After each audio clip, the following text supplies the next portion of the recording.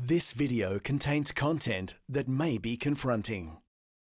Israeli Prime Minister Benjamin Netanyahu has just spoken, warning that Israeli airstrikes across Gaza that reportedly have killed hundreds of Palestinians are only the beginning. Our Middle East correspondent Matthew Doran joins us now from Tel Aviv in Israel, where protests have erupted against the Netanyahu government. Hi Matthew, a lot going on behind you. What's the latest, and tell us what's happening where you are?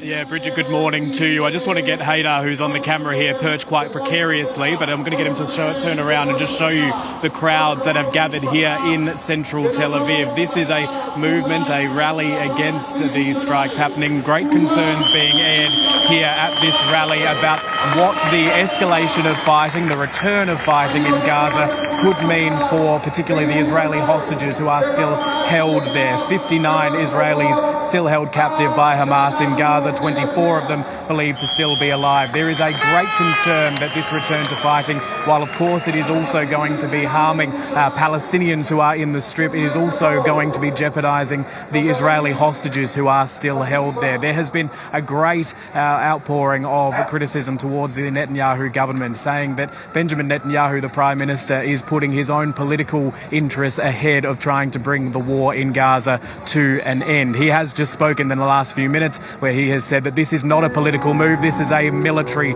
move, and it is the only way to secure the release of those Israeli hostages is to undertake these extensive strikes across the Strip. And Matthew, what do we know about the scale of the devastation in Gaza? We've heard that hundreds of people have been killed.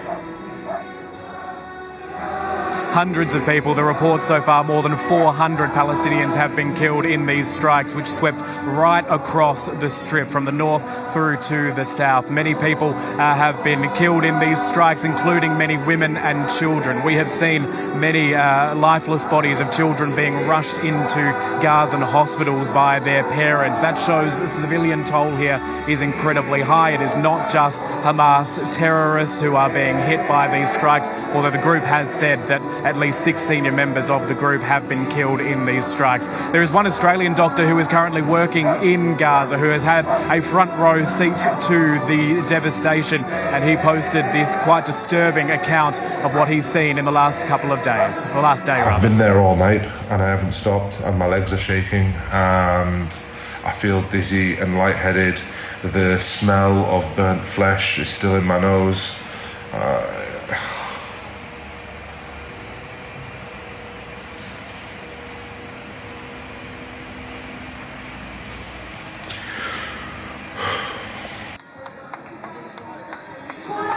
So a rare insight into what doctors in Gaza are experiencing there. We do also need to point out that in the last few hours, warning sirens, air warning sirens have rung out across southern parts of Israel. That's because a Yemeni missile was fired towards Israel by the Houthis there. It was intercepted before it reached Israel, but the Houthis are warning that they will expand their aggression against Israel in the coming hours and days in response to these strikes in Gaza.